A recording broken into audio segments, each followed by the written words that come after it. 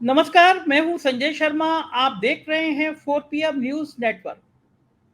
उत्तर प्रदेश के बाद सबसे ज्यादा लोकसभा सीटें हैं महाराष्ट्र में।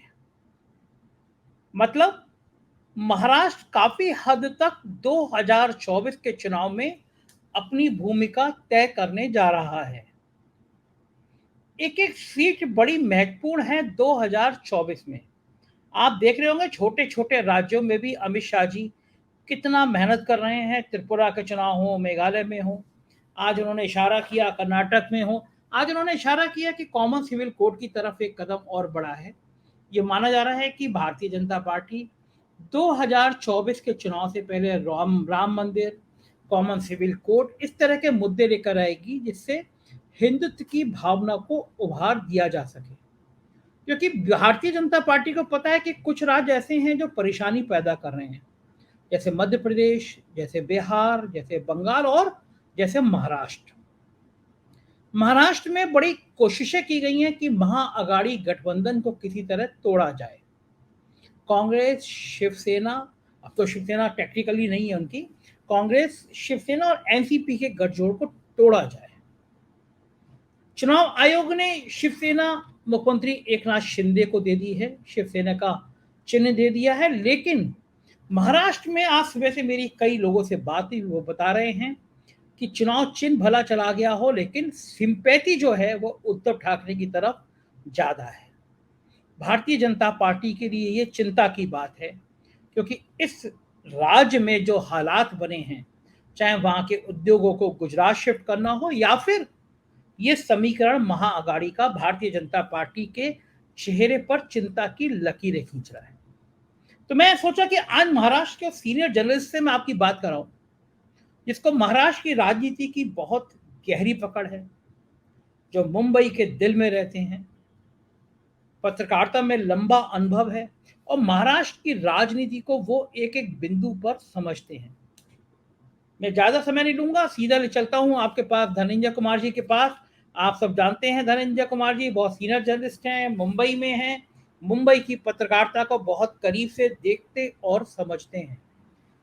धनंजय जी, चुनाव चिन्ह चला गया एकनाथ शिंदे के पास, इसे किस तरह से देखा जाए? क्या ये उद्धव ठाकरे को झटका है, नुकसान है, या फिर ये जो सिंपैथी होगी इससे भारतीय जनता पार्टी को नुकसान हो सकता है? देखिए, नुकसान और सिंपैथी तो बाद की बात आती है। मैं बोलूँगा इसको दादागिरी है, बेईमानी है, गुंडागर्दी है। और सरकार तो ये जो संवैधानिक संस्थाएँ हैं, जब वो इस हरकत पे आ जाती हैं, तो बड़े इससे खराब परिणाम होते हैं। और तब जब सुप्रीम कोर्ट में ये मैटर चल रहा है, सब जुडिस है, तो इतनी हड़बड़ी में क्यों है? और आप अगर समझिए कि सुप्रीम कोर्ट इस फैसले को पलट देती है, तो क्या होगा?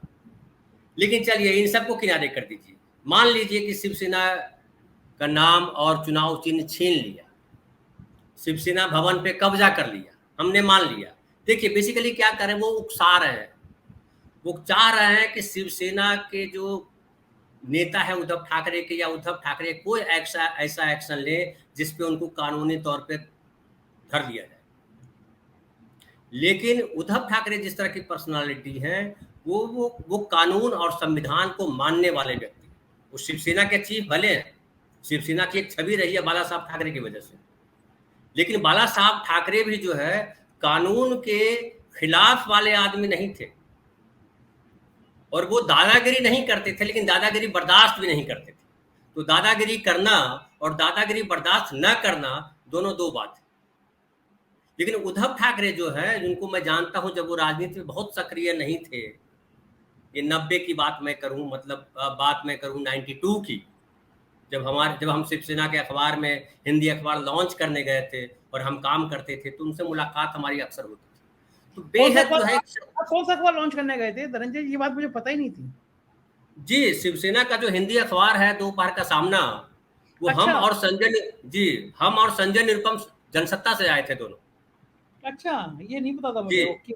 और इस अखबार की शुरुआत हमने की है।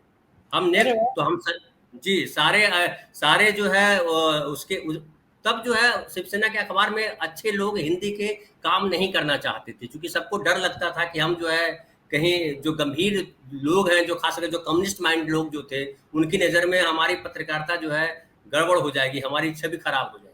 हालांकि मैंने कभी ऐसा नहीं माना, क्योंकि पटना में भी मैंने जनशक्ति में काम किया हुआ था, जो कम्युनिस्ट का अखबार रहा, तो वहां से अब ये भी ड्रास्टिक चेंज है कि जो है कम्युनिस्ट के अखबार से मैंने काम करते हुए लास्ट जो है शिवसेना के अखबार में किया। तो मैं बेसिकली मैंने महसूस किया कि हर जगह बदमाशी, बदतमीजी, धूर्तता है और हर जगह संवेदनशीलता भी है। बाला साहब ठाकरे के पास भी मैंने देखा कि बाला साहब ठाकरे को आप जो कहिए, लेकिन अधिनायकवादी भी कहते हैं, वो थे भी उस तरीके के, लेकिन वो संवेदना को बड़ी अच्छे से पहचानते थे। तो जो जो अभी जो स्थिति बनाई गई, और एक बात और जान लीजिए, बड़ी दिलचस्प बात है कि जब जो है शिवसेना बाला साहब ठाकरे की वो हैसियत थी कि एक बार जो है वाजपेयी जी भी प्रधानमंत्री थे, यहाँ चुनावी सभा थी, तो सभा में पहले बाला साहब ठाकरे पहले बोल दिए, चूंकि जो है शिष्टाचार कहता है कि बाद में प्रधानमंत्री बोलेंगे। तो जब बाला साहब ठाकरे बोल दिए, उसके बाद जो है भीड़ जाने लगी उठ करके, वाजपेयी जी का भाषण सुनने को तैयार नहीं थी भीड़, तो उन्होंने रोका और कहा कि तुम्हारे जैसे जो है आदरणीय मैं हूं, मेरे आदरणीय जो है वाजपेयी जी है, तो इनको बैठो और सुनो। और तब भीड़ रुकी, तो वो जलवा रहा बाला साहब ठाकरे का। मोदी जी की तब हैसियत जो है वो कहाँ थी, मुझे बताने में अभी संकोच हो रहा है। लेकिन और बात आगे करूं कि जब मोदी जी मुख्यमंत्री बने गुजरात के, तब अमित शाह का कोई पता नहीं था। तो जब राजधर्म की बात आई और जब अटल बिहारी वाजपेयी ने कहा कि हम जो है इनको हटा देंगे मोदी जी को, तब अडवाणी जी बाला साहब ठाकरे के घर आए, मातोश्री, और उन्होंने कहा कि आप जो है वाजपेयी जी को समझाइए।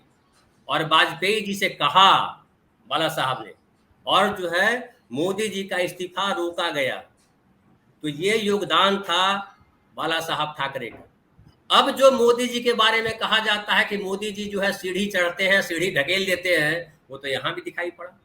और उद्धव ठाकरे जो है ना, झूठ बोलने वाले व्यक्ति नहीं है। उद्धव ठाकरे को मैं बड़े अच्छे से जानता हूँ, वो जो है उस धूर्त किस्म के राजनीतिक नहीं है, बड़े संवेदनशील व्यक्ति और सच के साथ चलने वाले व्यक्ति हैं।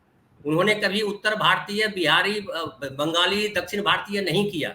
शिवसेना की हालांकि ओरिजिन मानी जाती है। और ये भी जान लीजिए कि शिवसेना ने जो पैन इंडिया का अपना अभियान शुरू किया, वो उद्धव ठाकरे के कहने की वजह से। उद्धव ठाकरे ने कहा कि हमको राष्ट्रीय स्तर पर आना चाहिए, प्रांतवाद को छोड़ना चाहिए। और मी मुंबईकर उन्होंने नारा दिया था उद्धव ठाकरे ने, जिसको राज ठाकरे ने सबोटाज किया था। लेकिन उद्धव ठाकरे ने कभी कोई ऐसी घटना नहीं की जिसको आप आपराधिक तौर पे रेखांकित कर सकें कि अपराध किया हुआ। जब मुख्यमंत्री पद छोड़ने की बात आई, तब भी उन्होंने उस गरिमा का ख्याल रखा, उन्होंने कोई बदमाशी नहीं की। तो ये जो है जो कर रहे हैं, धनुष बाण भी अगर छीन लेंगे तो उनके पिता बाला साहब ठाकरे हैं, या उनकी जो शालीनता है, उन्होंने जो 2.5 साल शासन करके जो अपना व्यक्तित्व दिखाया है समाज के सामने, जो महाराष्ट्र के सामने, महाराष्ट्र के मुस्लिम भी उनको एक अच्छा संवेदनशील नेता मानते हैं। शिवसेना के प्रति अच्छे भाव नहीं थे पहले मुसलमानों के, लेकिन उद्धव ठाकरे का 2.5 साल का साल जो है, मुसलमानों को भी लगता है कि बहुत बढ़िया कार्यकाल रहा उद्धव ठाकरे। तो ऐसे व्यक्तित्व को जो है आप कीचड़ फेंक करके मैला नहीं कर सकते। वो आप कीचड़ फेंकेंगे तो पलट करके आपके पास आएगा। तो ये जो इन्होंने किया है। धनंजय जी, आपका मानना यह है कि जो ये चुनाव चिन्ह हटा है, छीना गया है, आयोग का फैसला है, ये उद्धव ठाकरे के पक्ष में जाएगा? आपको ऐसा लगता है क्या? देखिए, उद्धव ठाकरे के पक्ष में इसलिए जाना चाहिए और जाएगा कि जो उनसे लोग जुड़े हुए हैं ना, वो देखिए, आज जिसे अभी कैसे कहते हैं कि मोदी जी की वजह से वोट पड़ता है, मोदी जी जिसके कंधे पे हाथ रख देंगे वो जीत जाएगा। कमल छाप के वजह से वोट पड़ता है, कोई बोलता है क्या कि कमल छाप की वजह से वोट पड़ता है? तो जब मोदी जी के नाम से वोट पड़ता है, कमल छाप के नाम से वोट नहीं पड़ता है, तो यहाँ उद्धव ठाकरे के नाम से क्यों नहीं वोट पड़ेगा? बाला साहब ठाकरे के नाम से क्यों नहीं वोट पड़ेगा? धनुष बाण इतना महत्वपूर्ण क्यों हो जाएगा? अब लोग बोलते हैं कि चूंकि ग्रामीण इलाकों में लोग नाम से ये नहीं जानते हैं, पढ़ नहीं पाते हैं, तो धनुष बाण उनको एक पहचान है।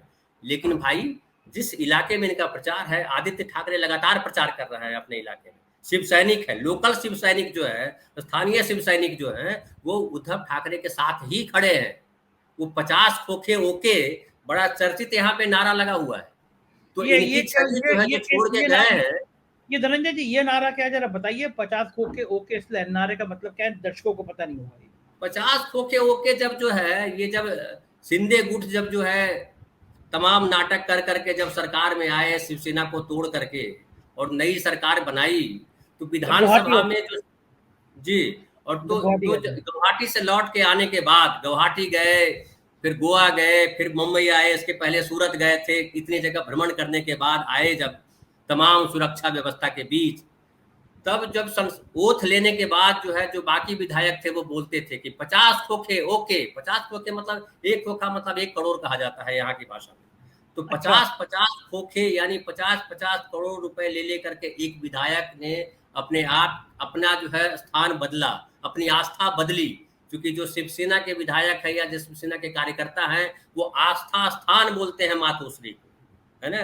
उनको कहते हैं कि ये हमारा देवत्व है, ये देवता के बराबर है हमारे बाला साहब ठाकरे। तो देवता का स्थान जो है वो बदल दिया, मंदिर में भगवान बदल लिया, वो 50 करोड़ की वजह से, ऐसा उनका आरोप था। और ये था 50 खोखे ओके।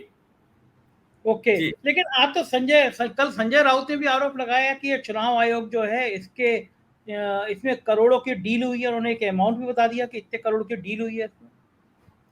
देखिए, अब ये तो मैं नहीं बता सकता कितने करोड़ की डील हुई है, लेकिन ये डील तो हो ही सकती है कि आप जब पद से हटोगे तो आपको राज्यपाल बना देंगे या कहीं का फलाना बना देंगे, ये तो डील हो ही सकता है।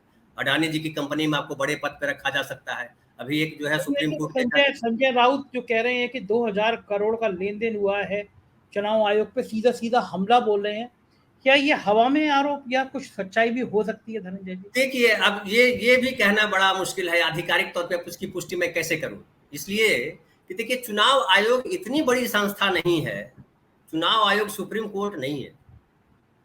और जब मामला सब जुडिस है, अब ये प्रभाव एक डालने की, हो सकता है कुछ पैसे का लेन देन हुआ होगा, लेकिन 2000 करोड़ बहुत बड़ी रकम है। हो सकता है, क्योंकि उससे खतरा ये है कि जो है, अभी अगर सरकार अगर ये बदलती है, गड़बड़ाती है, तो जो ये 5000 6000 करोड़ की जो धारावी की झोपड़पट्टी का जो मसला है अडानी साहब से जुड़ा हुआ, वो शायद गड़बड़ा जाए और कई सारी चीजें होगी। महाराष्ट्र में अगर सीटें कम हो जाती है बीजेपी की, उससे आने वाली जो मोदी सरकार है उसको संकट आ जाएगा। और इसकी झलक मिलती रही है। इसको ऐसे इस तौर पे देखिए कि विधान परिषद के चुनाव में भी बीजेपी को मात मिली, नागपुर में हार गए बीजेपी वाले। हाँ, ये तो बड़े फिर जो है, ताज्जुब की बात थी। ये तो धनंजय जी बड़े ताज्जुब की बात है। नागपुर आरएसएस का मुख्यालय है, नागपुर में बीजेपी की विधान परिषद में हार बहुत बड़ा मैसेज था इसका तो। एग्जैक्टली। तो ये समझिए, और आप देखिए कि आप इतना दबदबा कायम करने वाले लोग हैं। अंधेरी का जो चुनाव हुआ विधानसभा का, उसमें आपने जो है नामांकन दाखिल करवाया एक नेता से, फिर वापस ले लिया।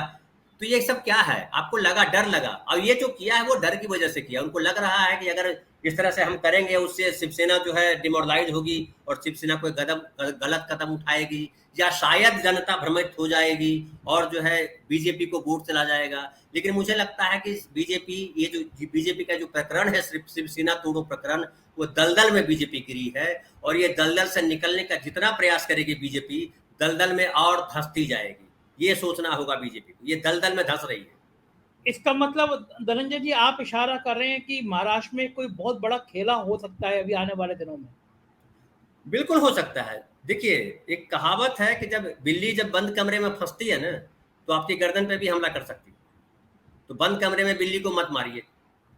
तो ये बीजेपी को लग रहा है कि हम फंस गए हैं, तो कहीं भी हमला कर सकती है, बिलो द बेल्ट हमला कर सकती है। जो बीजेपी, वो कहीं भी हमला कर सकते हैं। जिस लेवल पे आपने संसद में देखा, राहुल गांधी के प्रति जिस तरह का प्रधानमंत्री जी का भाव था और जिस तरह से संसद ने बर्ताव किया, उसको आप क्या बोलेंगे? उसको शालीनता बोलेंगे, संसदीय बोलेंगे? नहीं है कहीं से। तो वो यहाँ भी हो सकता है, यहाँ भी हुआ। किसको तोड़ेंगे, किसको फोड़ेंगे, किसको जेल में बंद कर देंगे? आप देखिए, जो गृह मंत्री थे महाराष्ट्र के, अनिल देशमुख, जिनको जेल में बंद किया गया, 13 महीने जेल में रहे, उन्होंने आने के बाद क्या बयान दिया? बोला ये तो 13 महीने पहले सरकार गिर जाती, हमको भी उन्होंने यही किया था, हम डरे नहीं। नवाब मलिक अभी भी जेल में बंद है, नवाब मलिक को भी डराने की कोशिश की गई। संजय राउत जेल से लौट करके आ गए। तो अभी तो एक अच्छा ये कहा जाए कि शिवसेना के वो सारे लोग निकल गए जो दागी लोग थे। मैं ये भी बोलूं, बहुत पहले भी मैंने इस पे कहा कि शिवसेना के दागी लोग ले गए बीजेपी वाले, उनको अब खुद ही मुश्किल होगी। अमित शाह ने तो कहा है आज कि हम अगला लोकसभा चुनाव एकनाथ शिंदे के साथ ही मिलकर लड़ेंगे। भाई, वो तो कांग्रेस के साथ भी लड़ सकते हैं, राहुल गांधी को डरा करके अपने कब्जे में ले सकते हैं और कह सकते हैं कि कांग्रेस पार्टी जो है समर्थन कर रही है बीजेपी का। अब मोदी जी अगला प्रधानमंत्री कुछ भी कर सकते हैं। अमित शाह जी जो है वो देवों के देव महादेव के साथ रहते हैं, वो मोदी जी के साथ हैं। मोदी जी के कहने से जब अमेरिका हिल सकता है, रसिया युद्ध रोक सकता है, तो ये काम क्यों नहीं हो सकता भाई? कुछ भी हो सकता है। तो इसलिए अच्छा वो जो कहे वो कुछ भी कर सकते हैं। अच्छा धनंजय जी, बिल्कुल मैं अगर आपसे एक पत्रकार के आकलन के हिसाब से पूछूं, आज के माहौल के हिसाब से पूछूं, आज के जनता के रुझान से आपके हिसाब से पूछूं, तो भारतीय जनता पार्टी को अगर 1 महीने बाद चुनाव हो जाएं, तो आपको क्या लगता है? हर पत्रकार का एक आकलन भी होता है कि भारतीय जनता पार्टी को महाराष्ट्र में कितनी सीटों का नुकसान हो सकता है? देखिए, एक मानेंगे कि अभी भी जो है लोगों में हिंदू वाला भाव घटा नहीं है। मैं इस पे ये बोलूँ कि अभी भी लोगों को लगता है कि हिंदू होना बहुत गर्व की बात है और हिंदू मोदी ही हैं जो कुछ कर सकते हैं, ये लोगों को लगता है, इसमें कोई दो राय नहीं है। लेकिन सवाल उठता है कि जो समीकरण भी बहुत महत्वपूर्ण होता है, परसेप्शन और समीकरण का भी रोल होता है। फिर तो परसेप्शन क्या बन रहा है? परसेप्शन बन रहा है कि शिंदे को जो आपने तोड़ा, उससे परसेप्शन ये बनता है कि आप कहीं न कहीं कमज़ोर हो। आप जो है शिंदे को मुख्यमंत्री बना देते हो और आपके फडणवीस जो मुख्यमंत्री थे, वो मुख्यमंत्री हो जाते हैं, तो परसेप्शन बनता है कि आप कमज़ोर हो, आप समझौता कर रहे हो। फिर जब 3 पार्टियाँ जब एक साथ हो जाती हैं और आप शिंदे को लेकर के खुश हो रहे होते हो सकता है राज ठाकरे के साथ समझौता कर लो, हो सकता है किसी और के साथ छोटी-मोटी पार्टी के साथ समझौता कर लो, तो परसेप्शन आप बना रहे हो, लेकिन इस परसेप्शन में भी मजबूत समीकरण बनता दिखाई पड़ता है। कांग्रेस का, शिवसेना का और जो एनसीपी का गठजोड़ है, क्योंकि देखिए महाराष्ट्र के 4 हिस्से अगर करते हैं, तो चारों में अलग-अलग दलों का प्रभाव है। कोंकण में जो है माना जाता है कि शिवसेना बड़ी ताकतवर है। जो नागपुर वाला जो पार्ट है, जो विदर्भ का पार्ट है, वहाँ माना जाता है कि कांग्रेस बहुत मजबूत है। जो पश्चिम महाराष्ट्र का पार्ट है, वहाँ माना जाता है एनसीपी बहुत महत्वपूर्ण है। तो अगर सब जगह आप घुसे भी हैं, तो आपके पास महाराष्ट्र में अभी इतने बड़े नेता नहीं हैं, जो पहले कभी गोपीनाथ मुंडे हुआ करते थे, प्रमोद महाजन हुआ करते थे, वो शख्सियत नहीं है। तो मोदी के नाम पे कितना खेलेंगे? और अभी 1 साल बाकी है भाई साहब। अभी अगर गुजराती और मराठी का मसला अगर उभर जाए, अडानी ऑलरेडी इनको दबा चुके हैं, अडानी के प्रकरण में भी बदनामी हुई है, तो एक अकेला एजेंडा हिंदू के नाम पे कितने साल शासन करेंगे? 9 साल हो गया, लोगों ने नोटबंदी झेली, लोगों ने इतनी महंगाई सही, वो तमाम जो है प्रताड़नाएं सह रहे हैं लोग। तो आप कुछ, लेकिन मुझे लगता है कि समीकरण उनके फेवर में नहीं जाता है। बाकी वो तो कह रहे हैं लोग कि जो है वो जो पेटी है उसको भी बदल लेंगे, वहां से भी हैंडल हो जाता है। जो है वो ये चुनाव आयोग से कहवा सकते हैं कि भैया हारे हुए उम्मीदवार को विजयी घोषित कर दो, लड़ते रहेंगे, कुछ भी कर सकते हैं। तो वो तो अलग बात है, उसका तो कुछ नहीं कर सकते, है ना? अच्छा हाँ, धनंजय लेकिन जी, अगर एक ऐसे निष्पक्ष तौर पे अगर देखें तो बीजेपी कमजोर है इस प्रकरण से, और आपका मानना है कि चुनाव चिन्ह छीनने के बावजूद उद्धव और मजबूत हुए हैं, बीजेपी कमजोर हुई, छवि खराब हुई, आपका यही मानना है? बिल्कुल मानना है। अब एक मैं छोटा सा, अगर 2 मिनट का समय हो तो एक किस्सा एक सुना दूं छोटा सा, कि एक बार जो है एक खरगोश जो है भागता हुआ आता था पहाड़ के पास। हम लोगों ने बचपन में संस्कृत में कहानी पढ़ी थी। और वो भाग करके आता था और बोलता, तो शेर पत्थर ने पूछा क्या हुआ? तो बोला कि शेर मुझे बड़े बड़े दांत दिखा के डरा देता है, तो आप पत्थर मामा मुझे दांत बना दो शेर जैसे। तो शेर जैसे दांत बना दिए। खरगोश गया अपना दांत लेकर के गर्भ से, फिर भागता हुआ आया। पर्वत ने पूछा अब क्या हुआ, क्यों भागे आ रहे हो? बोला मुझे डर लग रहा है। तो उसने कहा कि पहाड़ ने कहा कि दांत से कुछ नहीं होता है, जिगर होना चाहिए, दिल होना चाहिए। तो दिल जो है वो शिवसेना के पास है। आप बेईमानी करके जब आए हो, आप कहते हो कि बाला साहब ठाकरे के विचारों या विचारधारा के साथ उद्धव ठाकरे नहीं थे, तो आप 2.5 साल उनके साथ क्यों मंत्रिमंडल में शामिल थे? बिल्कुल सही बात है, आप ये कह जायज रहे है। हो कि बाला साहब ठाकरे के विचार क्या थी? बाला साहब ठाकरे की विचारधारा ये तो समझाते लोगों को। उद्धव ठाकरे ने क्या गलती कर दी? अगर आप कहते हो कि कांग्रेस के साथ जाना या एनसीपी के साथ जाना गलत है, तो भाई आप बताओ कि बीजेपी जो है वो चली जाती है कश्मीर में महबूबा मुफ्ती के साथ, वो सही हो जाता है। आरएसएस मुस्लिम लीग के साथ सरकारें बना लेती है तो सही हो जाती है। आप मुसलमानों से नफरत की बात करो, हिंदुओं को भड़काओ और उन्हीं मुसलमानों के साथ जाके गलभैया करो सत्ता के लिए, वो सही है? बिल्कुल सही बात है, ये बात तो है। आखिरी सवाल, ये जो 4-5 बड़े उद्योग गुजरात शिफ्ट कर दिए गए, इसका महाराष्ट्र के जनमानस में कितना असर है? महाराष्ट्र के जनमानस से बुरा असर पड़ रहा है। लोगों को लग रहा है, समझिए उत्तर प्रदेश से उद्योग लगने वाला है, वहां से शिफ्ट होकर के पंजाब चला जाए तो उत्तर प्रदेश के लोग क्या सोचेंगे? आपको भी बुरा लगेगा, क्योंकि जब जिस प्रदेश में उद्योग धंधे लगते हैं उस प्रदेश में रोजगार आते हैं, उस प्रदेश में समृद्धि आती है। और बड़ी बड़ी कंपनियां थी, वेदांता की कंपनी थी और दूसरी कंपनियां थी, तो उससे तो फायदा होता ना महाराष्ट्र को। और महाराष्ट्र जो है, जब जब इकोनॉमिक कैपिटल है, महाराष्ट्र जब नंबर 1 राज्य माना जाता रहा, तो आप जबरन गुजरात को नंबर 1 बनाने पे तुले हुए हो। क्यों? सही बात। आप क्या गुजरात के प्रधानमंत्री हो, या गुजरात की सरकार है दिल्ली में जो बैठी हुई है? उसके लिए तो गुजरात महाराष्ट्र सब बराबर होना चाहिए था, लेकिन उन्होंने ये बराबरी का काम नहीं किया। तो जाहिर है, देखिए एक बात समझिए संजय भाई, ये इसलिए कहते हैं कि जो बेईमानी जब करते हैं ना, तो दिखता है। इसलिए कहा जाता है कि न्याय होता हुआ दिखना चाहिए, इसलिए कहा जाता है। तो आप जो है सही सरकार चला रहे हो, ये खाली बोलने से नहीं होगा, दिखना भी चाहिए। वो जो भोपू चैनल है, वो उसको ढक नहीं सकते। एकदम ठीक कह रहे हैं धनंजय जी। बहुत बहुत शुक्रिया, आपने हमें इतना कीमती समय दिया। धन्यवाद धनंजय जी आपका। आप सुन रहे थे महाराष्ट्र के एक बहुत सीनियर जर्नलिस्ट धनंजय से महाराष्ट्र की कथा। जाहिर है महाराष्ट्र पे बहुत फोकस है भारतीय जनता पार्टी का, खुद अमित शाह का, क्योंकि महाराष्ट्र वो राज्य है, अगर जरा सा भी यहाँ तस्वीर बदली तो सारी स्थितियां गड़बड़ हो जाएगी। मुझे लगता है ये आपको परिचर्चा पसंद आई होगी, अपनी राय से जरूर अवगत कराइएगा। बाकी राज्यों की अगर खबरें देखनी है तो 4 PM Bihar, 4 PM Gujarat, 4 PM Karnataka subscribe करिएगा। शुक्रिया, धन्यवाद, थैंक यू।